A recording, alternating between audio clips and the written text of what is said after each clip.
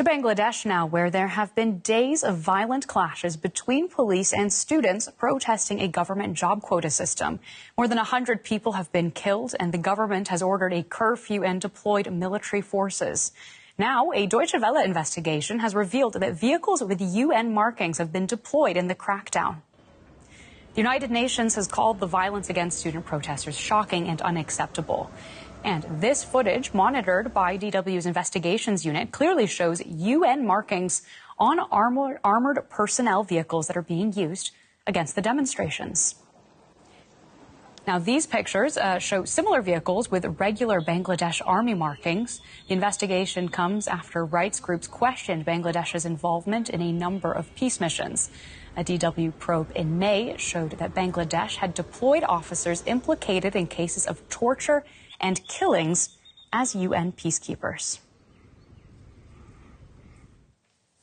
And I'm very pleased to welcome Birgitte Schulke from DW's investigative unit, who recently revealed how suspected human rights abusers from Bangladesh were deployed on those UN peace missions.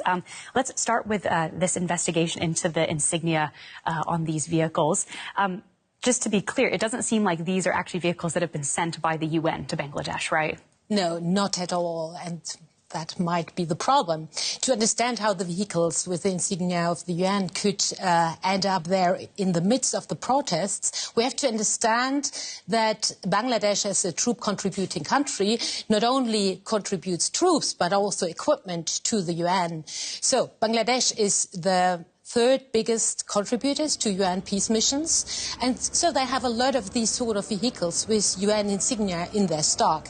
Actually, when we went there to film in Bangladesh for our latest investigation, we saw a lot of these sort of vehicles with UN insignia on the UN training ground in Bangladesh, close to the capital Dhaka.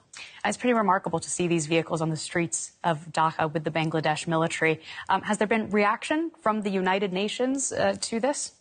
For the UN, it's obviously a huge issue that these vehicles with the UN insignia were in the midst of a brutal crackdown on demonstrators, which left many, many young people dead, right?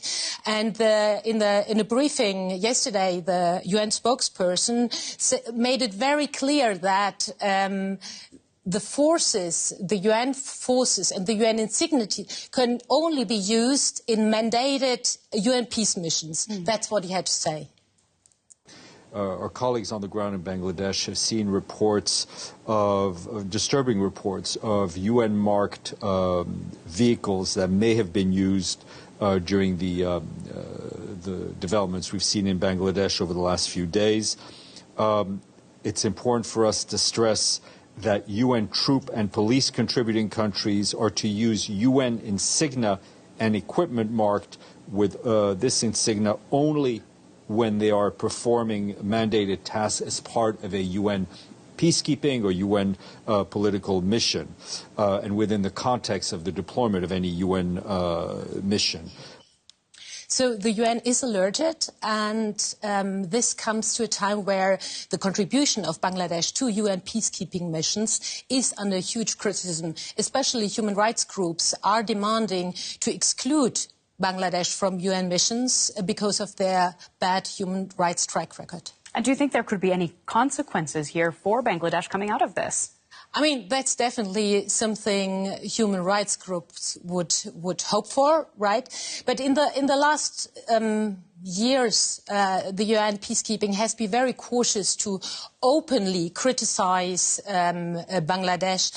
I mean, they are the third biggest troop contributor, and we saw the same after our investigation, which revealed that members of a special unit which is responsible for huge human rights violations inside of Bangladesh were awarded with these lucrative UN peace missions, especially two deputy directors of the infamous intelligence unit of who runs a huge network of torture cells. So after our investigation was published, UN said, yeah, they would investigate the matter, but until now, nothing has happened. So I think the UN is in a dilemma because they don't want to criticize Bangladesh openly because they are huge contributors to troops, and they, as sources tell us, have often said they would pull back all their troops if the UN starts criticizing them too much. Definitely